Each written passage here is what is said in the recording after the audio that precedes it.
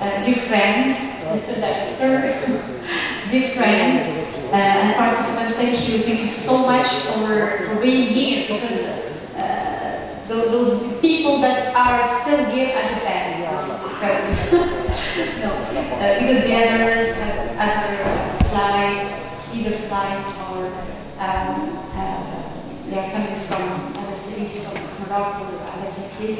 I would like really to thank you for your great contribution to this first edition of Erasmus Scientific Days. The first edition, not only in Morocco, but because it's the first, this is the first time that something labeled Scientific Days as an international symposium was initiated under Erasmus Plus program.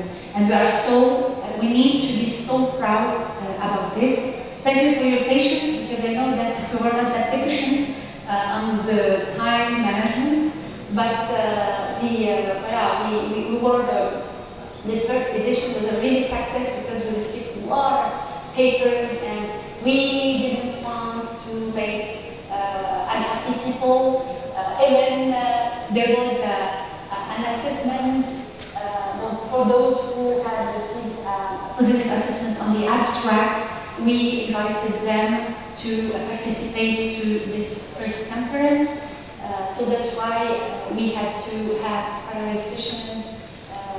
Even if at the beginning we didn't want to have parallel sessions, we wanted to have only plenary sessions for all the contributions. But anyway, we are learning, and maybe one of the things that was discussed is to think about the second edition, maybe in 2 years, in another Moroccan city, another Moroccan university, or maybe outside Morocco, why not? We will think about all this, but we were very happy to know that that this first edition was a real success, and you appreciated the objective behind those days, which was to valorize the project through research, but also to promote research on fields that matter for Erasmus Plus program, the program for the European Union for education, training, youth and sport. Without any more delays, I want just to tell you that we were 260 participants yesterday, because I announced yesterday a wrong number, but we were 260. I'm very, very happy of that result. Thank you so much for your dedication. Thank you to all those that were here, and to you for making this first edition a success. We were professors, PhD students, deans, presidents, directors, and we were also from Europe, from Africa, African sub-Saharan countries. We were from the South Mediterranean region, from Latin America, and from Asia as well. So thank you for working with this first edition once again, a success. Voilà, I will pass the floor for our last plenary session, and I will pass the floor to Professor Khalid Berrada, who will moderate this final plenary session. After what we will share with you the closing remarks. After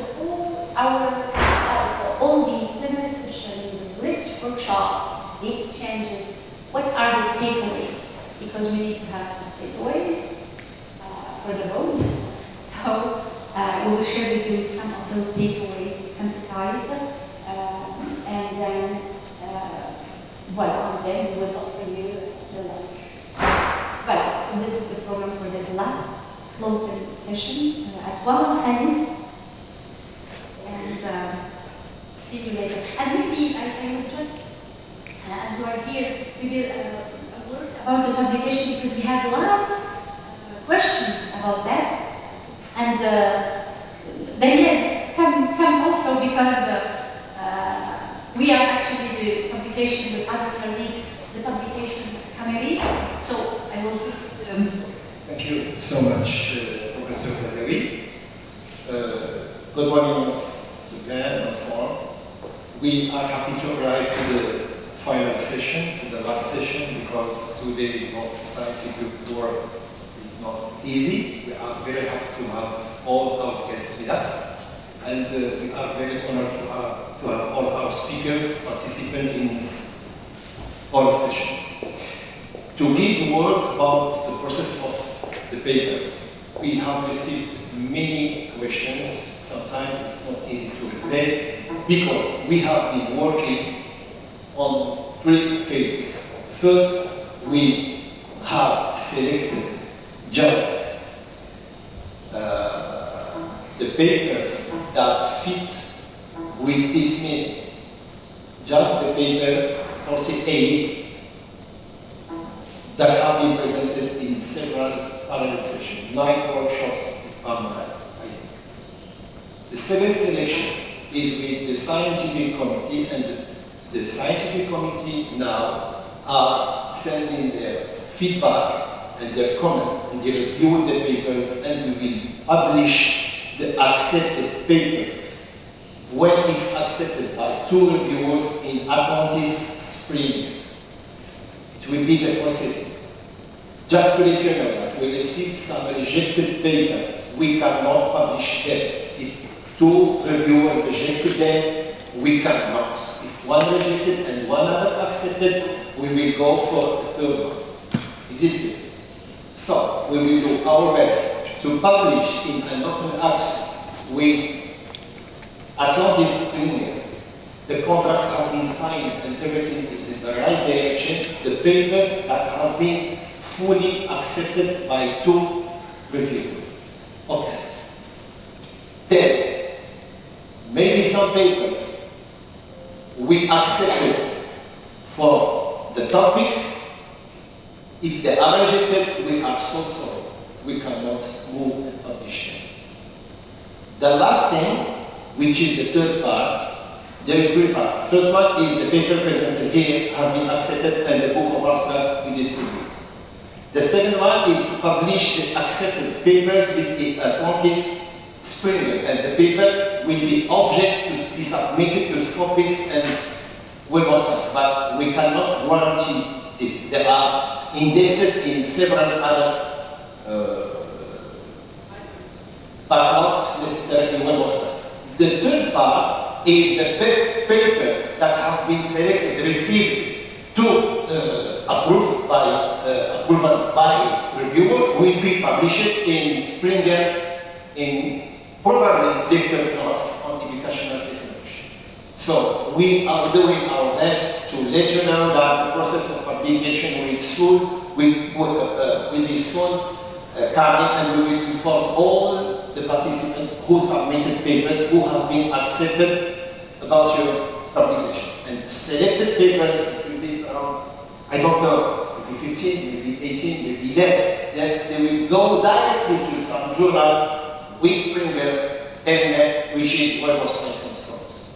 If you have a question, we are here to reply to your question. But we have to move also for the last session with our colleague Professor Badawi. Is it clear for everybody? We did not forget anyone. So the paper accepted here are in the abstract book. There will be proceeding of from the accepted papers with the Atlantis Springer. And the last will be the book of Internet published by Springer. Is it clear? Pascal, we received many questions about that. We did our best to publish in 12 phases. Okay? Thank you. So, now, the last session and the closing ceremony will be about, are we really living in a digital transformation? With our guest, Professor Daniel Burgos. I will just give a few words about our colleague. Daniel Burgos works as Vice Director for International Research at Université Internacional de La Rioja, Spain. He is also Director of the Research Institute for Innovation and Technology in Education. He holds not 1, 2, 3, more than that PhDs in Communication and Computer Science, anthropology, business administration, PhD, I'm talking about his PhD, artificial intelligence, machine learning from MIT. He is also UNESCO Chair on e-learning and ICT Chair in Open Educational Resources at Université Internationale de La Rioja. His work is focused on adaptive, personalized, and informal e-learning, learning analytics, open education and open science, e-games, and e-learning specification. He has published around 200 scientific papers in some Web of Science indexed journal and more than 35 books in and special issues in indexed journal, and developed more than 55 international worldwide projects, some of them European, IFB and Erasmus and Campus Maroc and others, with a practical implementation approach. We are happy to have our colleague Professor Daniel, with whom we are working since many years now, to talk about these topics. Very interesting, I hope, and we are happy to have you with you. So the floor is yours. Thank you, dear Daniel.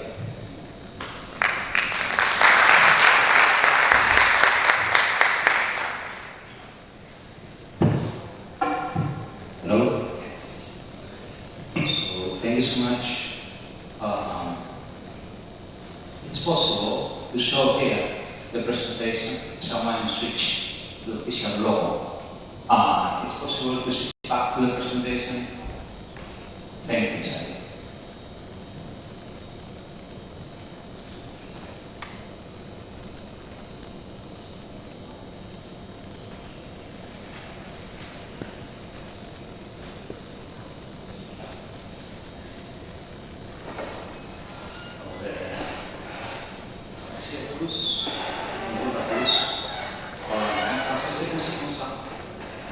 Donc, il s'agit que la question, ce n'est pas la question.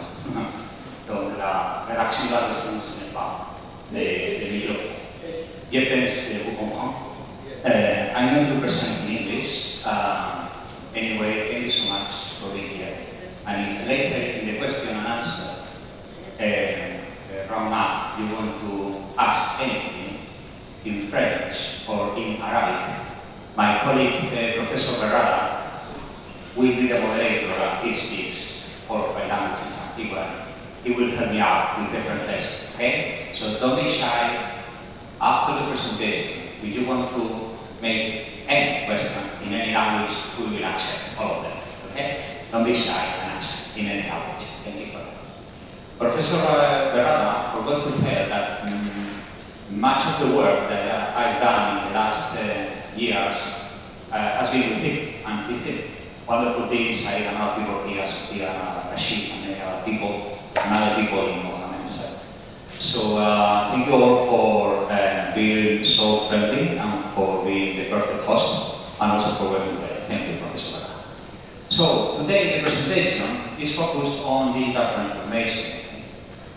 And thanking also the organization, the organizers, and Professor Patipa's head and the visible face for everything. We were discussing about the topic of the closing ceremony, which is always a challenge, because some people left, some people are tired, we are with some delay over the official timetable. So you are here, thank you all for being here, thank you so much. And we decided to focus on something that is a little more humanistic and less technical. Because the principal idea, the main idea was to give a technical speech about digital transformation. And we were thinking that maybe it's not the right place for that. So I will give you just one idea in 20 slides or so, like 20-30 minutes, focused on the main bottom line of what we have in mind, or what I have in mind about digital transformation. I hope that you agree, you like it, and we can discuss later a few. Before that, just if you want to know a little more about what I do, this is my personal website, transoceaniclearning.com, where you can find a number of outcomes, a number of outputs and collaborations, like for instance, these two books, okay, recently published, focus on digital transformation in China and in Latin America. This book that I have enlarged a little, edited along with Professor Khalid here, about the outputs that the new people from Ayyad developed in the last 10 years at the university, which is very nice. And also some open books that you can find there in transgeniclearning.com, one focus on radical solutions on open science and two focus on what happened during the pandemic. These two last ones edited with Beijing National University in China, very useful, one on inclusive and another one on open education. Okay? If you don't know well where I come from, this is the world, this is Europe, this is Spain, this is La Rioja, in the north center. Okay? It's a very warm place in terms of friendly people, but it's cold and it's raining and it's windy. So completely opposite to Marrakech, that today is like summer. Okay? So I will feel the difference when I come back home. If you want to know a little more about my university, Universidad Internacional de La Rioja in Spain, these are some facts. The presentation is written in French, sorry, my Francais is comme ça, but I hope that you can understand. And I will do the speech in English so we can share both things. You can read, you can understand both things at the same time, okay? So we are an international university, we have presence in 9 countries, mainly Latin America, Spain and Miami.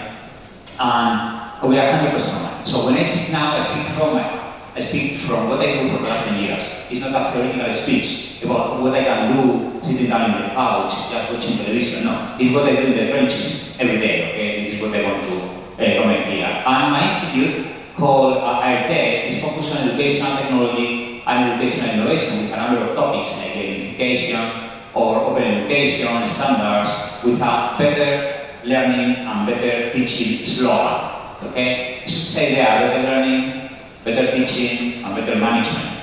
But the slogan was really crappy. So I decided to cut it short to better learning and better teaching. Okay? So what we do is focus actually in all the chain, educational chain at the university. Digital information, when I speak about digital information, I speak about everyone.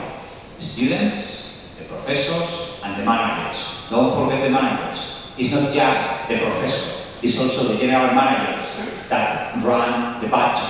We have to take care of everyone. If we don't take care of everyone, the system collapses. Okay? So the question again is, are we actually doing a digital transformation? Are we actually doing a digital transformation? Because I'm not completely sure about that.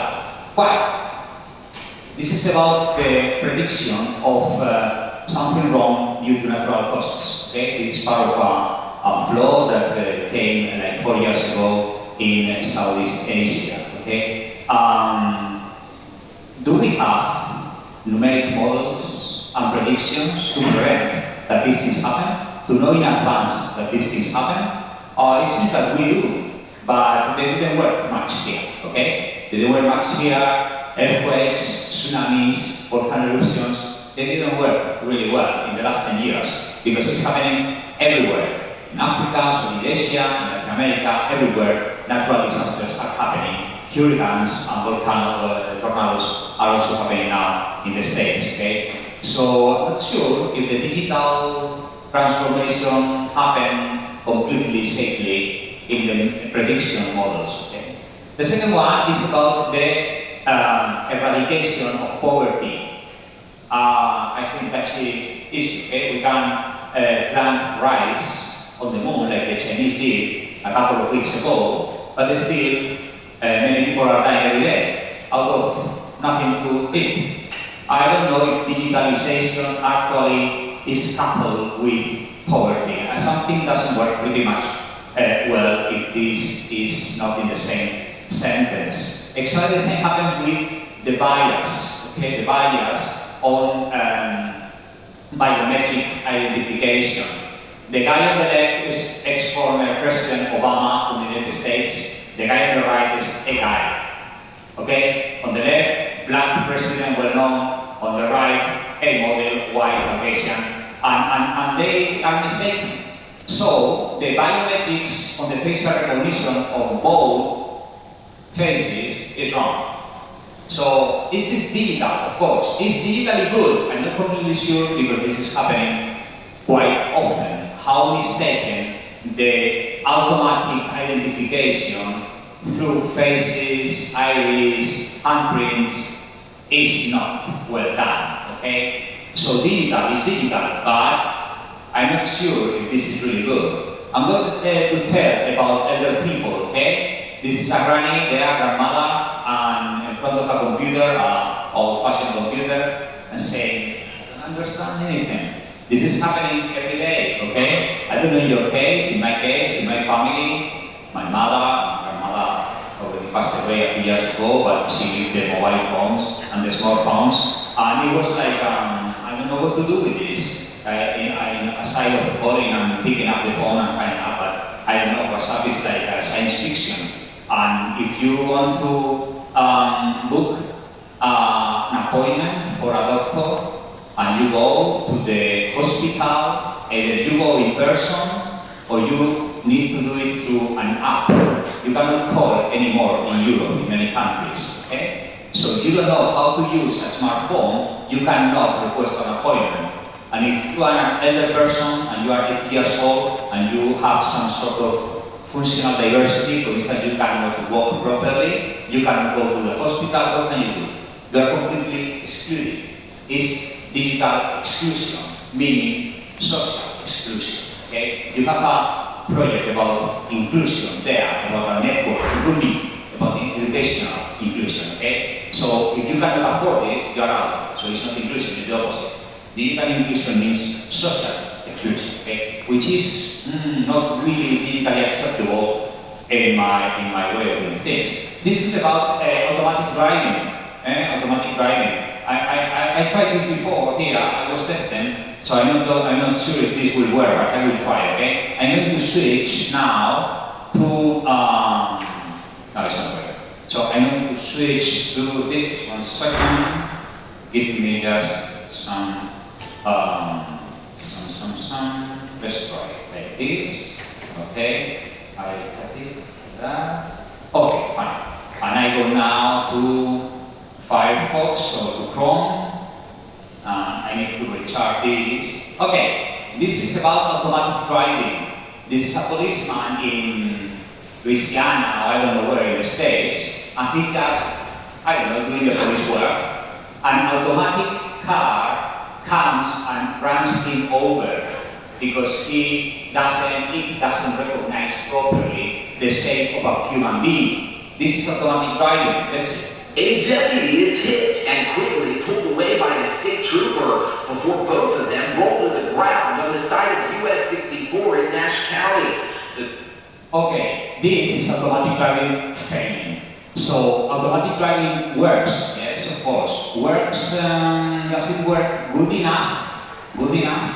I'm not completely sure if sometimes crashes happens, okay? And this is what happens with blockchain and identification of information, okay? You know blockchain, what works for? You go from one source to one request about information, and all the chain of information there is certified. So, for instance, just to make a direct example to the university, if I have a diploma and I want to check if the diploma is really legit, okay, it's true, it's not a fake. If I have a blockchain stamp, I can make a query to the blockchain stamp, and that goes straight to the source, meaning Ayyad University, for instance, and I can make a direct request to Ayyad, and they give me back the okay to the diploma. So I avoid faking along the way. It's not just printing on paper, it's that I get the data directly from the source, in this case, the university. This is one of the many uses of blockchain, okay? But for instance, in this website here, Magic Mill, you can fake a diploma for $60, $100. You can fake it. You go there and you can choose if you want to print it, and if you want to have a diploma from Harvard, or you want to have a diploma from La Sorbonne. Doesn't matter. You pay for that, and even they give you a transcript with all the subjects. So why to study a bachelor of 4 years, 6 years for pharmacy? If you can go there and in 2 hours you can have your diploma with your name branded there and also stamped, and it's exactly the same replica as an official diploma. So, blockchain works, but does work really always? You can have all these things all the time. So, it's not perfectly implemented. And what about the human being in Mars, okay? This is Tesla, this is Elon Musk, you know, the guy who's buying Twitter, okay, right now. I hopefully the solution comes and he will buy for $44 million. Sorry, I'm a little lost with so many zeros. So a lot of money, okay? And now he also wants to take people to the space. He has this SpaceX, I think is the name, just to make the people gravity and they fly and they land. After 1 hour, they charge you $250,000 for the ride. I think that they give you a glass of champagne. But it's this type of guy. And he wants to take people to the moon and make the colonization of the moon by, I don't know, very far, 2050. Maybe he will not be here. So you can be really a vision guy if you are not here to see if you met your dreams. Okay? So 250 people will be living in the moon. On the moon, people will be in Mars. To me, well, every time that I see this, I follow the race to the universe, I just think of Buzz Lightyear, okay? It's like a joke. It's no, we will be living in Jupiter, we will be living in the moon, we will be living, it's like science fiction, okay? It's like taking a cartoon movie and you say that you can fly and you can breathe without no major problem in the outer space, okay? I think it's unfair. I think it's not true. I think it's stupid to say that. And in a future, but I don't know if it's 20 to 30 to 50, right now it's just a way to collect funding and to put some really expectation very far away so no one actually can check it when it comes, okay? So the question comes up. Are we really living a digital transformation or a revolution industrial? Are we really doing that? Because I'm not completely sure about that. But there is some hope. I gave you first the things that are not so good. I will give you now the things that are promising. It's like an advertisement on the screen when you see all these selling products and the shopping online and shopping on the TV. They give you something on gray colors, and this is really bad, and now it's coming the colorful play, and they give you the solution and they charge you $50 or whatever just for the solution. I give you now the bright side of digital transformation, okay? The first one is about performance, school performance, or in general, student performance, okay? This is a model where you extract data from the user behavior in out of a learning management system, for instance, Moodle, Canvas, Blackboard, whatever you want, and out of an algorithm and some artificial intelligence designed for that, you extract the information, you model the pattern of the user, and you provide personalized answer to that user. And you say, well, based on your profile, your learning style, your interaction, your objectives, your professor's dossier about you, we think that you should take this field, you should take this unit, you should take this asset, you should go to bachelor number 3 instead of bachelor number 2, and they personalize the process. This is happening now. For the last 10 years, we've been doing this in many universities. So this is happening. It's really a very good start for personalization of learning. And what about the drones? Okay, drones are useful for bad things like killing people. You know, the suicidal drones that are now bombing Ukraine with Iranian drones coming from Russia right now. This is a really bad use for a drone. They put a charge a bomb and they shoot like the kamikazes with Japanese in the Japanese World War II. Okay, so the same with a pilot. It's just a drone pilot. Okay. This is a thing, but it's also very good things. For instance, in this case, in the ocean, a guy is going, I cannot swim, and a drone comes with a life-saving, whatever in this case, a donut, and throw it. So the guy drawing can catch the donut and wait for the actual lifesaver to come and rescue. Okay? This is saving a lot of lives because drone is much faster and can reach to very dangerous places that usually a human being cannot do it so quickly, okay? This is happening all around the world, and it's a very good use of drones, and this is of course digital, Okay? The drone has a camera, and the drone pilot has the camera, and he's guiding like remotely. This is very nice.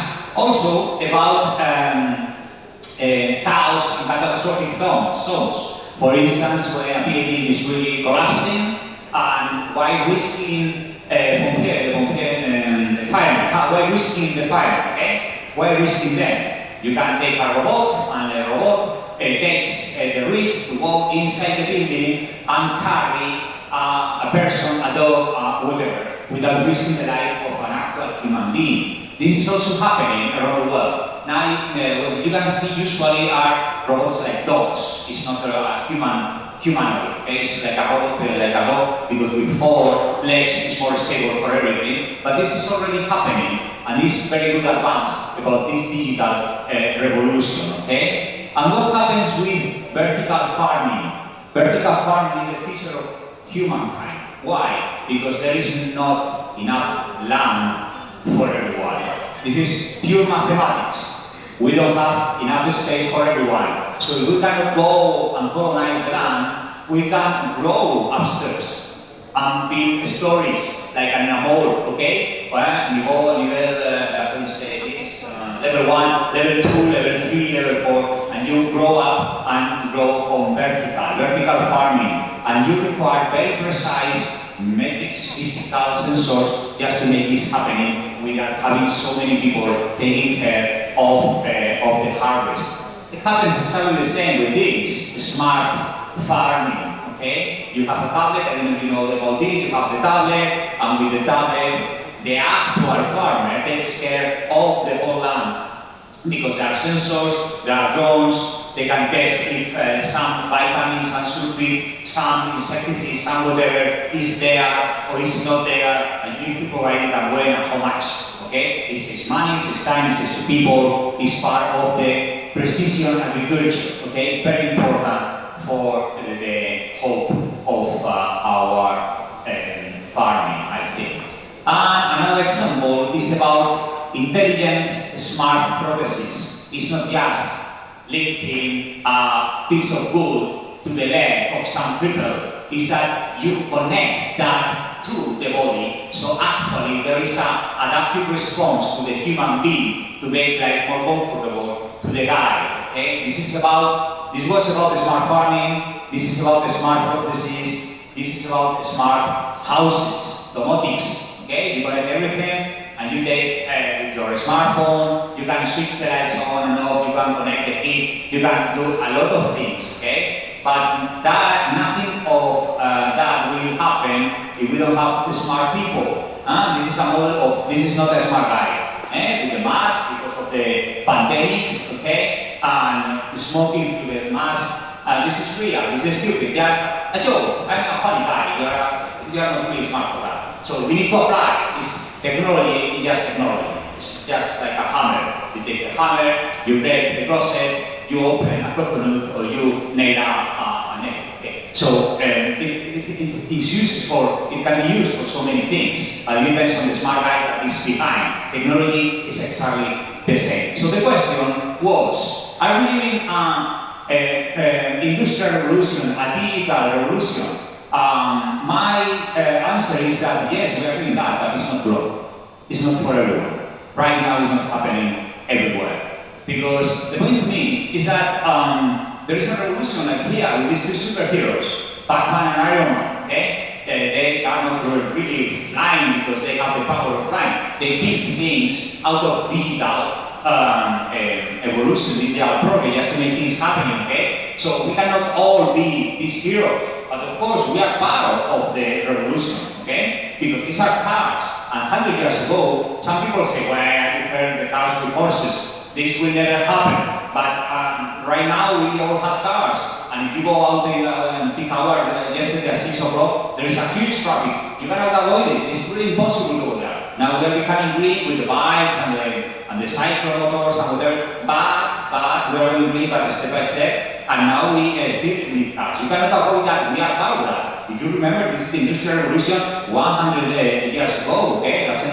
The century before, in this century. And this is not really something that we can avoid. 100 years ago in UK, where the Industrial Revolution started, this picture is from there, this illustration is from there. You got the horses and also the water mills, and everything was really analogic. Now nothing is analogic, everything is digital, okay? I was in my home, at home, in La Rioja, you know, we really grow grapes to produce wine. And the time for harvest, it was in August. And 5 years ago, you collected the grapes in August, and you had really to warm up because it was not complete, it was late August and it was already a little cold, and you had to warm up the grapes because of the weather. Right now, they need to collect the grapes 15 days before at least, and it's summer, and they are warm, and they need to cool them down. So all this process is being adapted in reverse. They have to do exactly the opposite from the digital sensor that says that the grape is too warm or too cold for that, okay? We cannot avoid that. It's part of evolution, it's part of progress, okay? Can we avoid the smartphones? Okay, I cannot. I have an old Nokia and I cannot use it anymore. The antenna doesn't work. That's it. It's not that I just use it to call or for SMS. It's that I cannot use it because the antenna doesn't work. If I go abroad like here, it doesn't work at all. Okay? You can switch it on. It's not possible. I cannot avoid the smartphone. And exactly the same for the smart watches, like this one that I have here, or the TV. We are part of this revolution. And what about banking? I don't know what happens here in Morocco, but in other countries, the only way that you can actually interact with your bank is through the smartphone or the tablet. There is no physical people. You cannot even call anyone because everything is automatic. Press 1, press 2, press 1, press 5, and after 20 minutes, they hang up, and you have to start again. After 2 hours, you are completely desperate, you couldn't speak to anyone. This is happening all the time. We cannot escape. We are part of that, whether we like it or we don't. So, what can we do? In addition to taking a nap, as some people are taking a nap right now, I think this is part of my very soft and beautiful voice, and they're taking this like a really relaxing moment. Don't worry about that. What can we do about it? So I think we have a responsibility. My final message for you, because 2 slides are out of the final one, is that we have a responsibility. We have a duty. We are students, we are professors, we work in high schools, at universities, we run the Ministry of Education, the FUNI, hello, Dr. Mark, how are you doing? We run a number of places here, okay? And many people don't understand this work. Many people look at this and say, I don't know. I think the easy way just to picture this is if we have a mother, a father, or a grandmother, a grandfather, and sometimes they will say, hey son, you are 50, 60 years old, this is not my world. My world was completely different, okay? And there is a misunderstanding, a lack of understanding, even when somebody wants to do that. I think that we are the bridge. We are the interpreters for both worlds, analogic and digital. We have lived both types of world, analogic and digital. We have the power to run the right interpretation. So, we have a duty to the world. We have a duty to our people, to our society. We can provide the right interpretation for what is coming and what will come in the next years. So, to me, this is a picture of that interpretation. We have a young guy on the left showing how to use a tablet to an old guy on the right, okay? So the human touch, the human factor is what is missing in the digital revolution. We are very much focused on technology. We will go to Mars, yeah, but you don't communicate properly to the people. So when Elon Musk comes and is presented on TV and he's saying whatever about autopiloting or whatever, people say, another crazy guy. Instead of providing a reasonable, sensible explanation, what is useful for you, and for you, and for you, and for me. This is not happening. It's just like the branding is really much focused on how good we are building things, instead of the right application for the right people, okay? For everyone. I think we are failing there. And we have to think something pretty simple. This is an old motto, an old slogan. We all can be heroes, at least for one day. we can interpret something to someone who doesn't understand. Because I'm a professor of education, I'm a professor of artificial intelligence, I'm a student in biology, and when I will get my bachelor in 2, 3, 4 years, I can actually make the right interpretation about the climate change measures that are happening right now, and why we have to have 4 bins to separate things and recycling, because this is a big impact in 4 years, I don't know where, okay? We have that power. So we can do the right decision, the right comment, in the right moment, and having heroes, at least for 1 year, and this for 1 day. And this is not me. This is David Bowie's. Okay? I don't know if you know the song from this guy. Okay? It's David Bowie's. If you don't know the song, I'm going to give you the song. And the song says like that.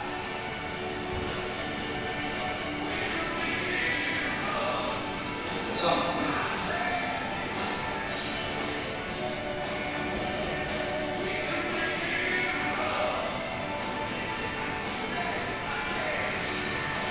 So, with this background song, the soundtrack, hopefully it will work now. Working. Come on, guys. Should be working. Second, I'm going to try again. I'm going to try again. Now, I need to try this. Sorry for that. It was just an experiment. Don't worry. You heard the song, which is what matters most. So, with the picture of this guy here, that it doesn't work either now, I think I broke it. But is this digital transformation? I'm completely sure about that. Yes, of course. I didn't touch it. It was not me. It's a singer. It's Bowie's. Well, Bowie's is dead, so maybe Bowie's not the right guy to play it for.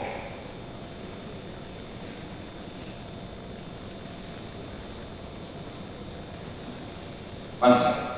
The point to me, I think that the message is pretty clear. We wait just 1 second until this is resolved, okay? I think that the message is pretty clear, okay? Are we living in a digital revolution? It's for everyone. But we don't even have to cluster that in regions. No, it's happening in Morocco, but it's not happening in Israel. No. It's happening to me and it's not happening in my neighborhood. Okay? The clustering is not by regions, it's by what is happening outside of my competence level, out of digitalization. So people that understand a little more about digital has a responsibility to explain to us. At least this is my idea of how this should come in the 3 years. Okay? If not, the actual digital gap will be between knowing or not knowing, having the competencies, not having the competencies, and those who are analogic. So from the old days, meaning yesterday, they will be socially excluded, and I think that we have responsibility as academics to fight against that.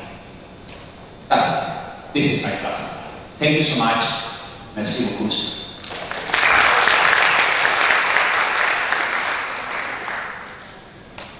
I invite Professor Barata to join me on the stage.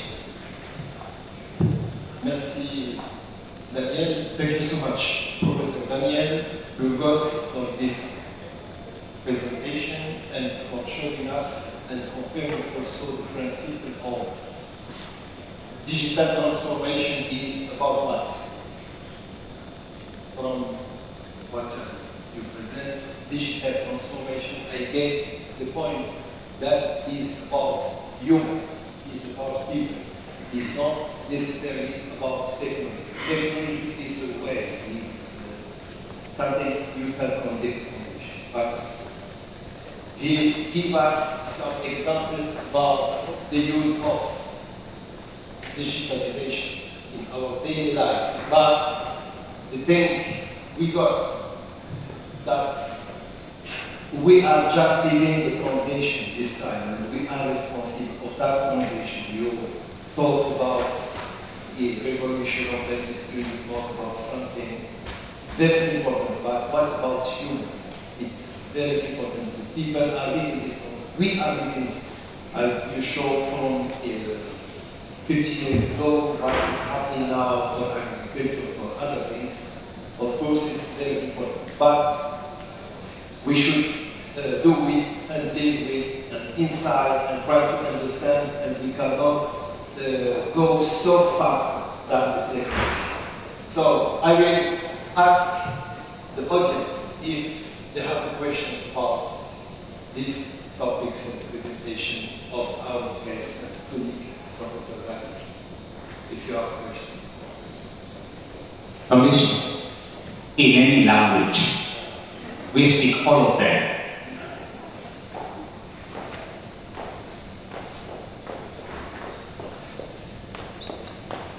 Question? Yes.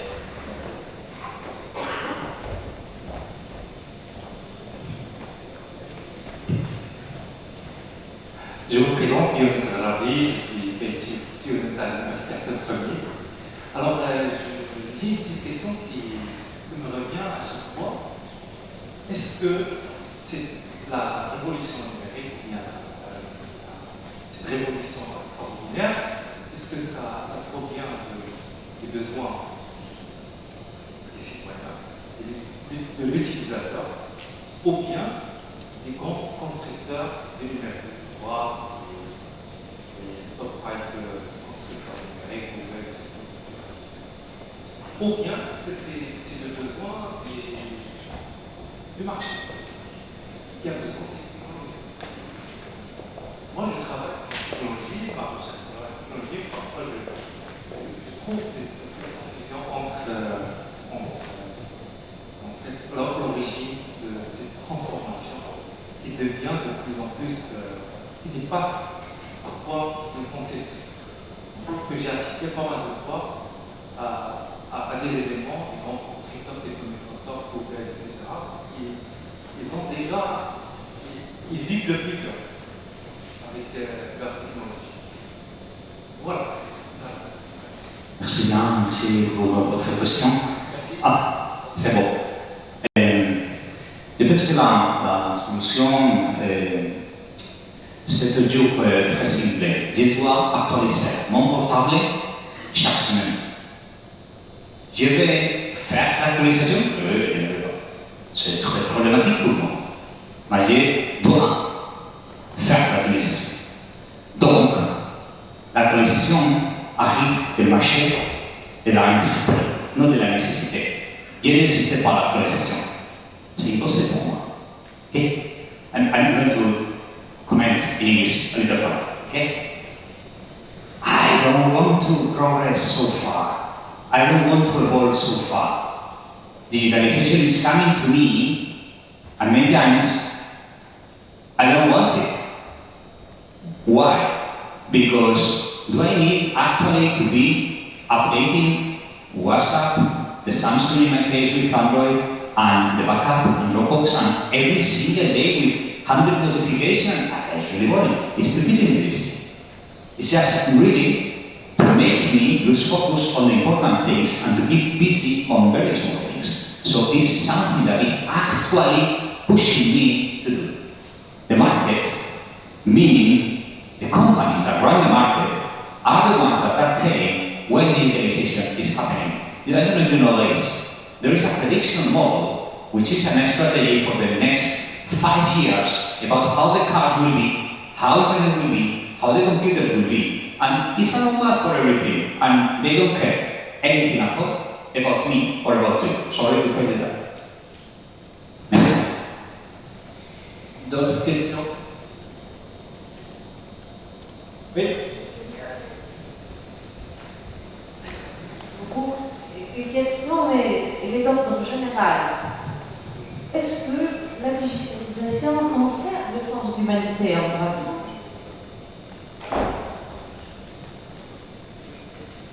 I don't know if I understood you correctly.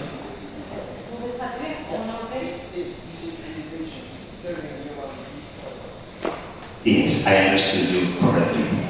Very philosophical question before lunch. I will try to answer, okay? I think that the human being is capable of so many things. And many times we are so focused on the tiny ones that we are losing perspective. historical memory of what happened in the last 10 years. You had YouTube, and you could upload a 1-hour video in YouTube about a lecture by masterclass by Professor Berra. Good. What happens? It's too long.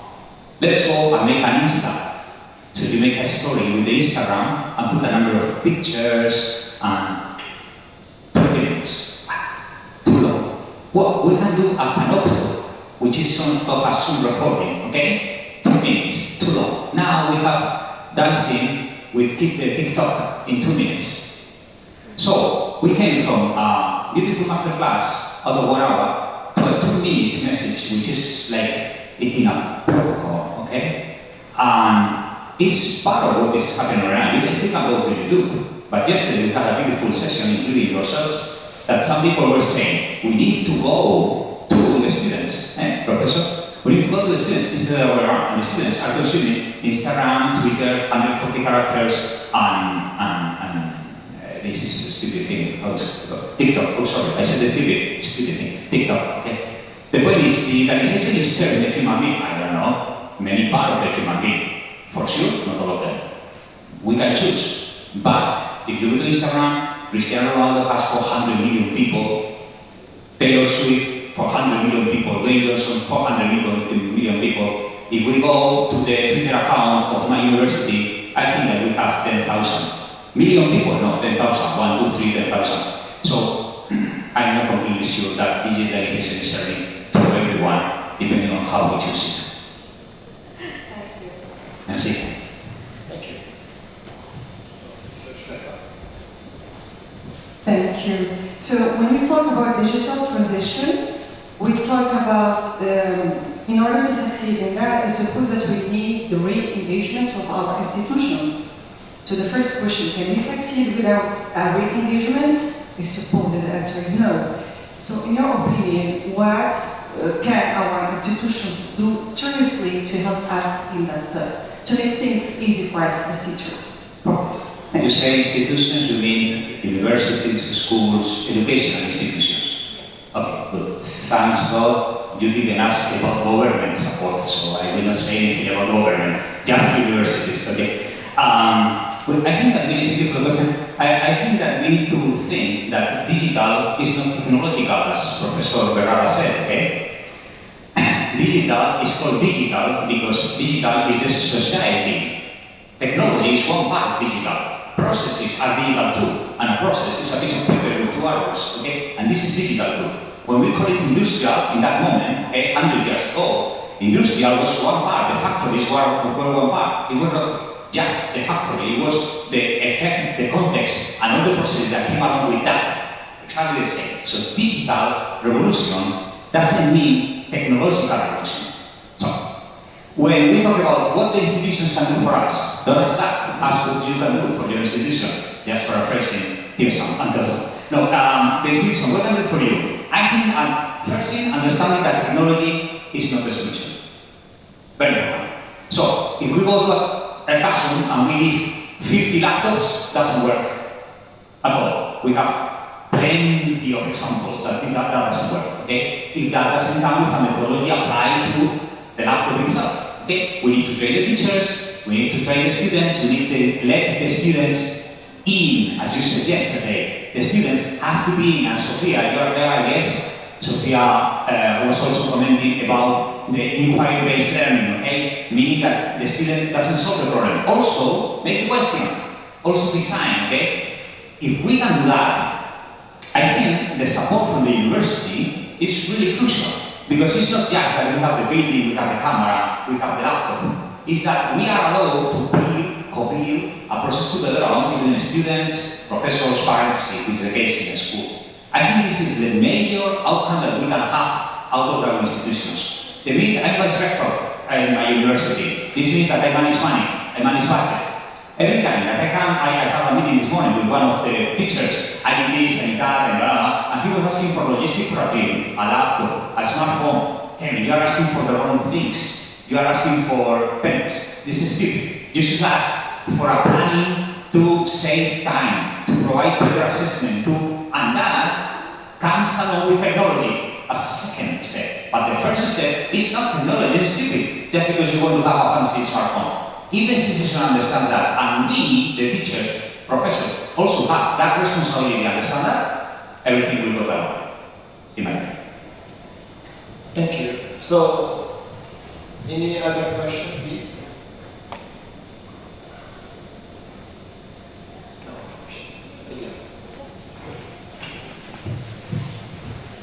Hello. I would like to say thank you for your very fascinating lecture and debate, which juggled uses and misuses of digital world, and in which, if it's slightly compromised, might cause complete chaos in our lives. And I think that today, most of us may have lived in a world without internet, and today we live in a very connected world. We are the tools of this digital revolution, and just as once there was an agricultural revolution, industrial revolution, and a scientific, we might not completely adhere to it, but we have to learn it and to adapt to it, to be useful active citizens, and to be able, like you said, to be heroes in our own little world. And for that, I just wanted to say thank you, maybe to conclude the question. Thank you so much for your reflection. D'autres questions?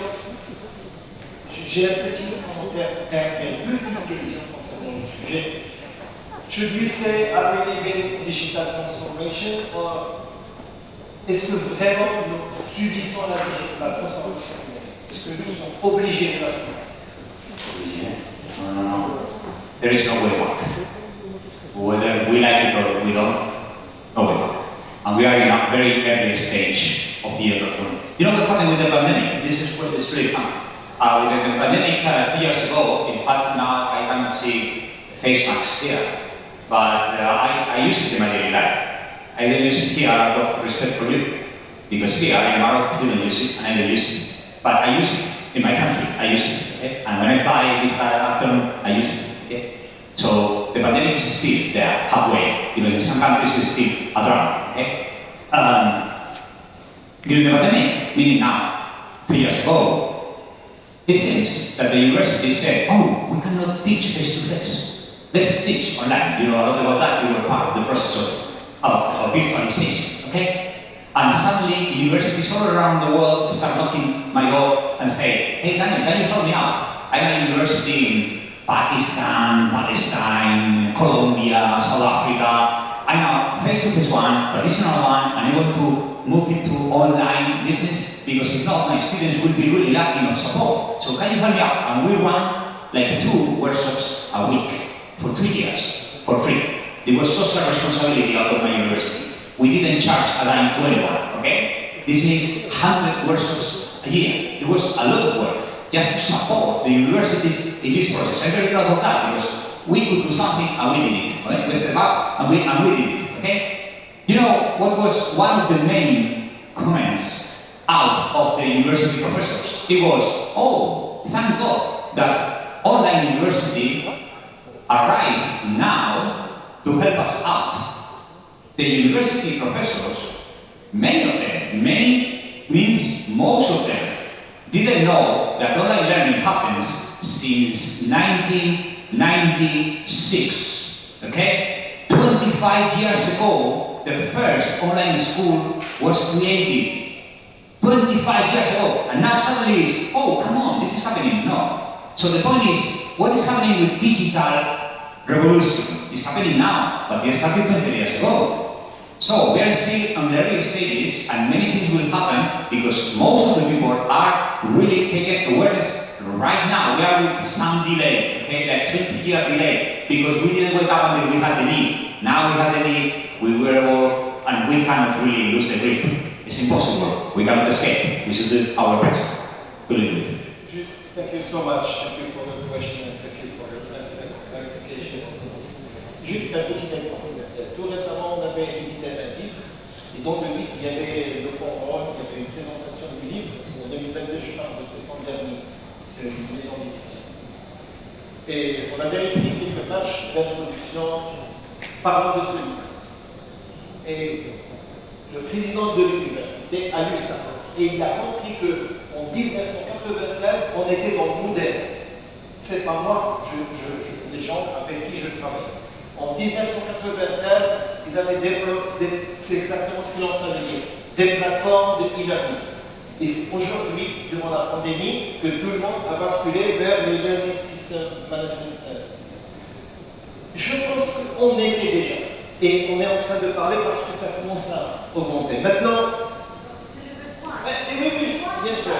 Et que tout le monde se met. Peut-être nous ne verrons pas cette vraie révolution, mais les générations qui vont futures ne vont même pas parler. D'une part. Deuxième message peut-être. Vous arrivez dans un hôtel et vous trouvez aujourd'hui dans un hôtel, je dirais 5 étoiles, plus peu importe, et vous trouvez un écran de télé tube cathodique. Couleur, il n'y a pas de souci. Et qu'est-ce que votre première réflexion, vous allez dire quoi? Changez-moi l'âge. Oui ou non? Est-ce que vous vivez ou vous subissez la France? Parce qu'on est habitué à avoir des écrans LED, CD, etc. Et c'est presque un non-confort d'accepter des tubes cathodiques. Vous allez dire beaucoup de choses. Oh, ils n'ont pas. Alors, est-ce que ça sert ou ça ne sert pas lui-même? Oui, mais il y a des aspects économiques que notre camarade a soulevés. Ils sont poussés vers ça par les DRC, etc. Bon, sauf si vous avez des remarques, mais nous remercions encore une fois notre cher collègue professeur Daniel Burgos pour son intervention et tous les participants. Merci à tous. Super. Notre collègue professeur Cadi et l'équipe qui vont faire la closing ceremony. Merci beaucoup et merci pour votre présence et votre participation. Thank you. And please, I will ask Dr. Professor Patevi from Mohammed VI Polytechnic University of Bengurir and Professor Belay Bougadir from Ayyad University of Marrakech to on the floor for the closing remarks. And we were always, when we were discussing, it was always between English and French, so we prepared the closing remarks also in French and English. So I give you the microphone for, yes.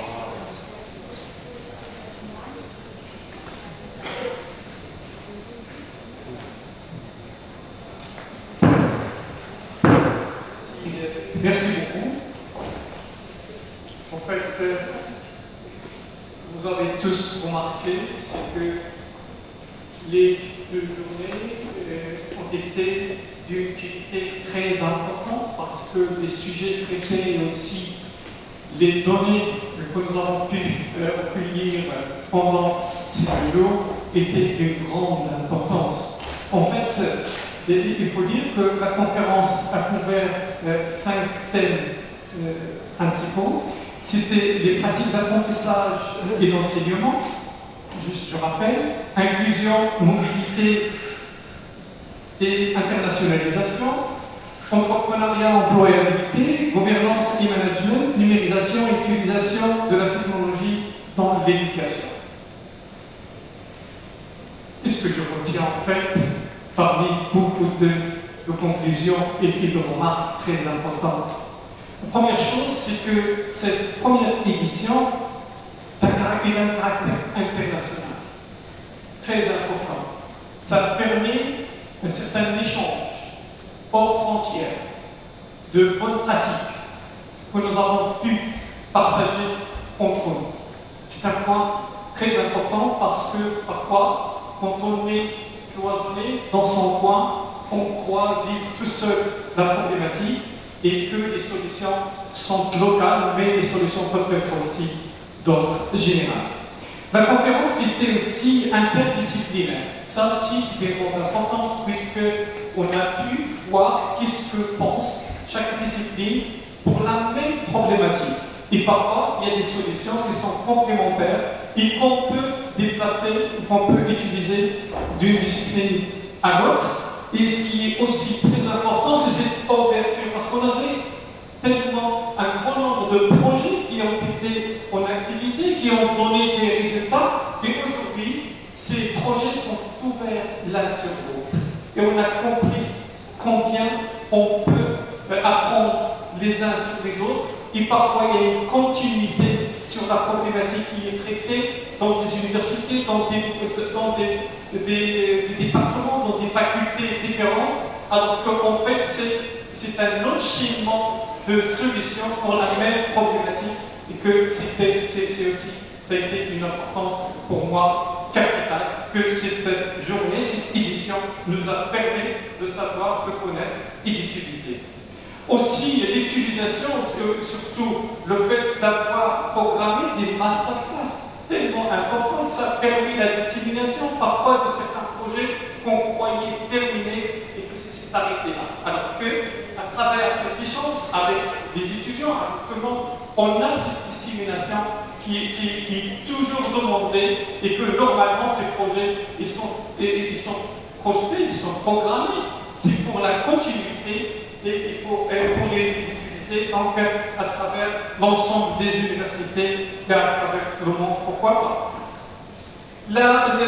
L'une des thématiques très importantes, c'était l'inclusion, l'équité et la diversité dans toutes les dimensions à travers les travaux de recherche, mais aussi le renforcement de la capacité. C'est vrai que peu sont les projets qui ont attaqué ces thématiques tellement importantes, et parmi les recommandations, c'est qu'on aimerait trouver plus de projets par la suite, profiter du fait qu'on est tous là et qu'on peut faire un certain résultat, il faut montrer des projets dans ces thématiques assez importantes pour pouvoir réussir cette notion d'inclusion dans nos universités, l'inclusion, mais surtout l'équité aussi à ce niveau-là. Donc, c'est l'une des remarques qui ont été soulevées pendant les discussions.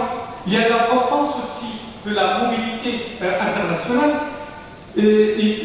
qui a beaucoup d'impact positif sur l'individu, sur la communauté, mais sur l'institution aussi. Quand on s'ouvre, on ramène des idées, on ramène la façon de faire, et parfois en se comparant, on est beaucoup plus conforté sur ce qu'on a et sur ce qu'on fait. C'est parce qu'on le trouve chez l'autre et on peut donc comme ça s'enrichir et enrichir son expérience personnelle, et enrichir aussi parce que le partage est là. Quand on arrive, on a ce partage avec les collègues, avec les amis, et comme ça on assure cette dissémination, mais on assure ce rapprochement aussi culturel et interdisciplinaire qui est entre pays et entre établissements locaux. Mais faut-il aussi travailler la mobilité interne? Donc là, on a beaucoup à apprendre les uns des autres, on a beaucoup aussi à travailler entre nous. Donc travailler la mobilité aussi interne comme la mobilité externe, et mettre les moyens pour pouvoir réussir, même parce qu'on n'a pas, et donc on a cette diversité culturelle dans le même pays, et que cet échange permet de connaître les uns les autres et de travailler aussi de l'intérieur, mais aussi sans oublier cette mobilité à l'international. Et quand on parle de mobilité internationale, l'un des points aussi importants, c'était l'internationalisation, avec toutes ses dimensions. Et pourquoi on travaille, on a fait parler aussi de l'internalisation âprement, l'internalisation localement, pour rester là et travailler sur l'internalisation, c'est-à-dire voir ce qui se passe ailleurs, profiter des cours, profiter des enseignements qui se passent ailleurs, et comme ça, cet échange sans barrière, sans frontières, sans se déplacer, on peut l'avoir aussi chez soi, mais sans oublier que le déplacement est un facteur aussi très important dans cet échange culturel. La digitalisation des universités, se préparer aux évolutions rapides et technologiques, c'est pourquoi on a tous besoin des efforts des uns et des autres pour pouvoir faire face à cette évolution rapide, cette évolution technologique, cette évolution de concept, et que le changement est perpétuel, et que nos étudiants devraient pouvoir suivre ce changement, c'est-à-dire et aussi l'enseignant, l'administration, le management, la gouvernance. On est dans une dynamique perpétuelle et qu'on devrait garder et devrait vivre. aussi cet étudiant qui est toujours au centre de la préoccupation au niveau de l'enseignement supérieur d'une manière générale, mais cet étudiant devrait plus que jamais participer à sa formation. Il devrait prendre en main sa formation à lui, ses compétences. L'étudiant devrait aussi, on devrait lui apprendre que dans cette, on parlait de massification, ça veut dire que cette tâche, ce n'est plus que l'enseignant, que l'administration qui devrait supporter, mais l'étudiant aussi devrait participer à sa formation par l'autonomie, par l'indépendance de l'étudiant. Et donc, comme ça, avec les trois composants de l'université, on devrait pouvoir réussir le défi à ce niveau-là. Beaucoup d'idées, en fait, préparées pour les étudiants.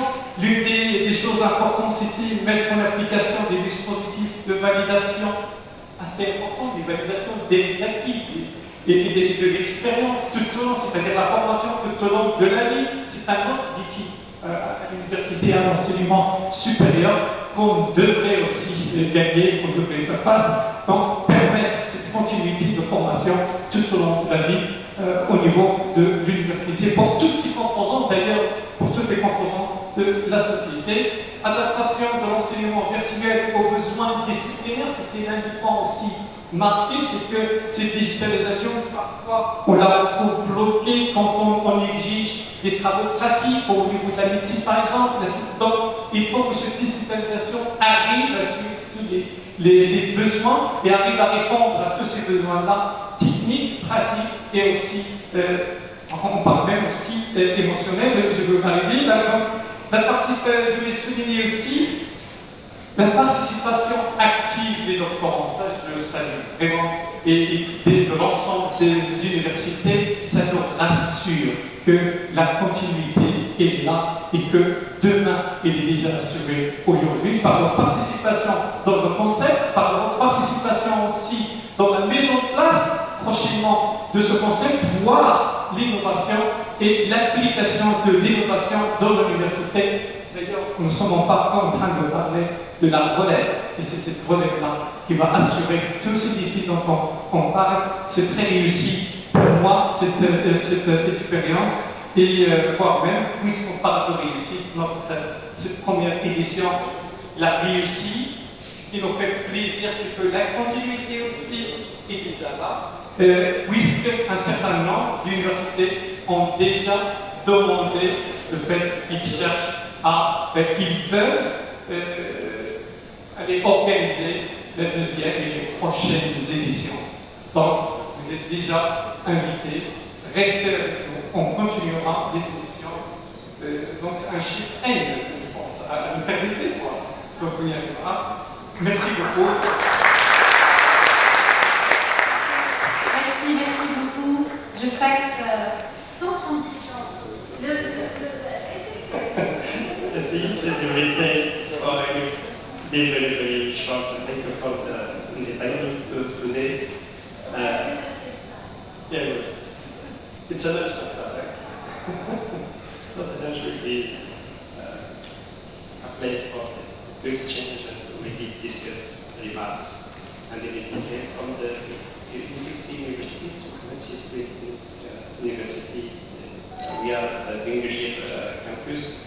It's a very young university, and during COVID-19, we had to enhance our e-learning, and we set up very important e-learning platforms and digital labs to tackle the challenge of education during the COVID. So e-learning is becoming very, very important, and this conference was a very good opportunity to share experience and good practices and to promote research. I saw some works like research, training, teaching, digital transformation, that is very important also topic.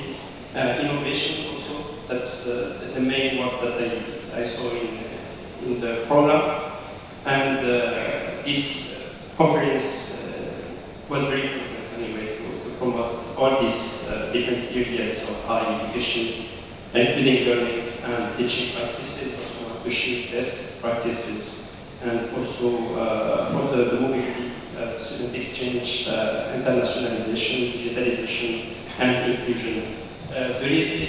The Erasmus Scientific Days have contributed to disseminating and promoting the result of Erasmus projects. So I am happy, and we are happy at the University to be part of their partner and to work very closely with Cadi at University. And it was like exchange, workshop, seminars, and exhibition space also dedicated to the project. The Erasmus Scientific Days are an initiative that has made it possible to articulate training and research, and it's becoming very important now, and to facilitate national and international networking and to initiate new partnership, and maybe it's a good event for networking and to discuss best practices. Finally, these days highlighted the need for more interaction and collaboration between projects, European programs, and other cooperation projects for greater impact. I saw many colleagues that came from different countries. That's very important, including also some sub-Saharan countries. I think it's very important also to be more open to the African countries. And yesterday we discussed the Ministry of Higher Education in Morocco, like a new program of training and education for PhD students. And we would like to set up complementary courses for all Moroccan PhD, including also some African PhDs also at the university. We are very open to the and very close.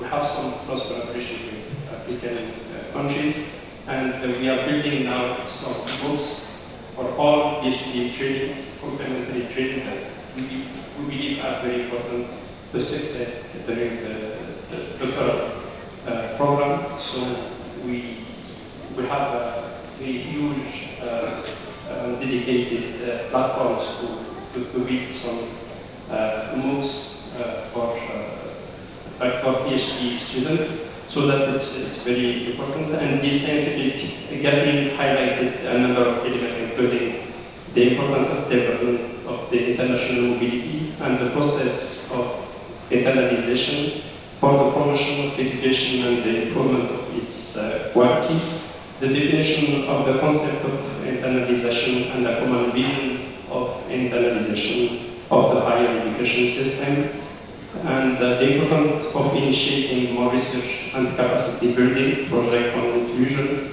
equity, and diversity in all its dimensions.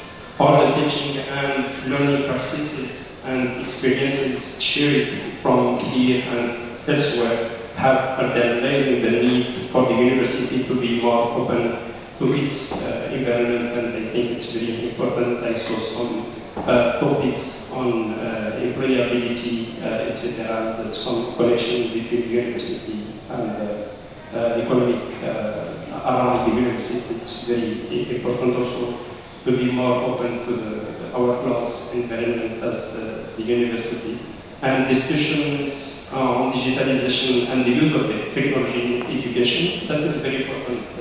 Just mentioned recently, we opened a medical school at Moulay-Ismaïl, and with the digitalization now, it's possible, like for the anatomy courses, for example. Completely, we changed completely how the learning is done for the anatomy, especially the anatomy, because now we have the lens with the 3D learning. Before when we learned the anatomy of the body, it was like just in the books. So it's not easy to get this three-dimensional. And now with the LLM, it's possible to manipulate the organs. It's possible to manipulate even the brain, to manipulate it in the side, outside, etc. And it's very important. I think we enhance our practices, and also we will mention the one revolution now by e-learning. It's like the medical imaging, for example.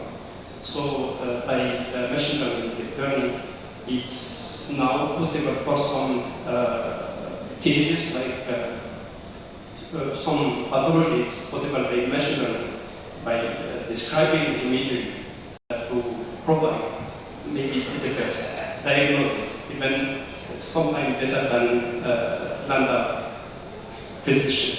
So now it's a revolution in medical field that I know. And also I will mention also Google DeepMind, for example. That is one of the best recently, and one of the best paper that was published recently.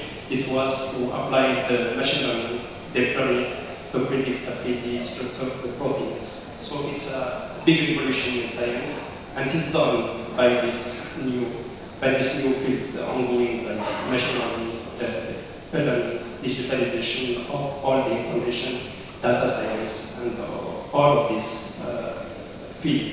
That is so for me. That is very important. This technology is very important in education, in science, in research, and we need to prepare our university for this new world and to be able to keep up with the rapid evolution of technologies and learning. That's very important.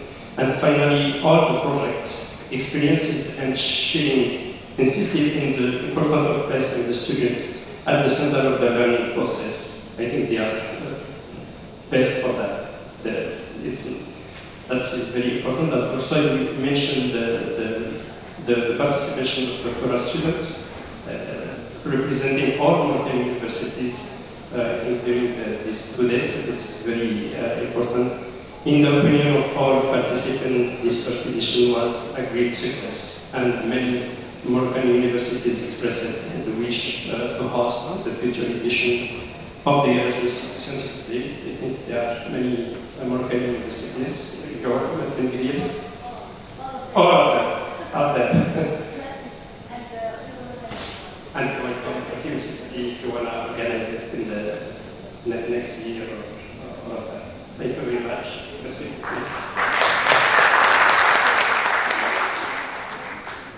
I forgot to say that Dr. Fatimi is the Vice Dean of the Medical School of Polytechnic University. That's why he was talking a lot about medical and all the technology uses in medical school.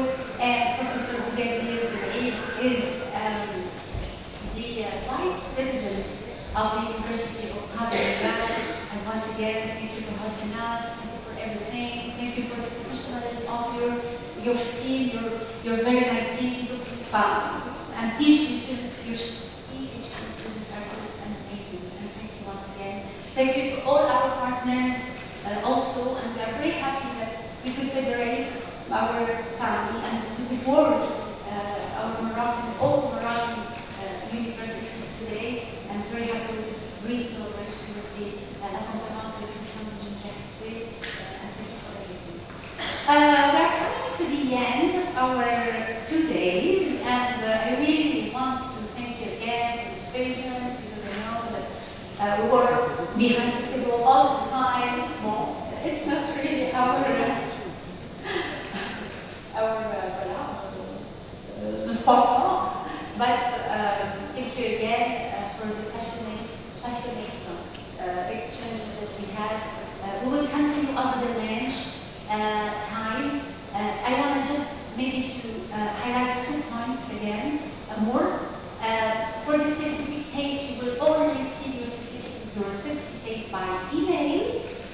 For the speakers and chairs, and also for the PhD students who participated on the master class with Professor Ali Barada, we already prepared your certificates, and please also, if you need any stamps for your PhD passport, you have just to ask us in the help desk. Voila, I think that we need just a picture, a family picture.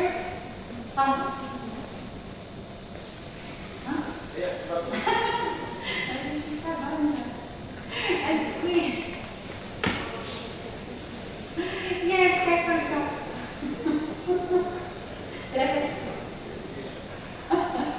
And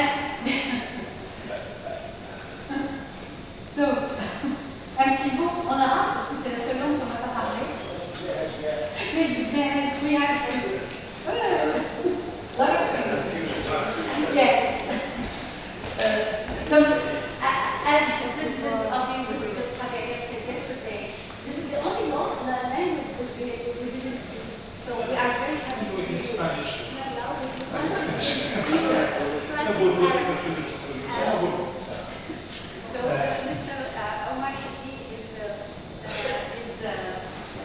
Mr. President, because he's the former president of Université, he's one of the biggest in Morocco, and he is now the advisor of the General Director, the Director General of the ISIS, for one of our key partners for this edition.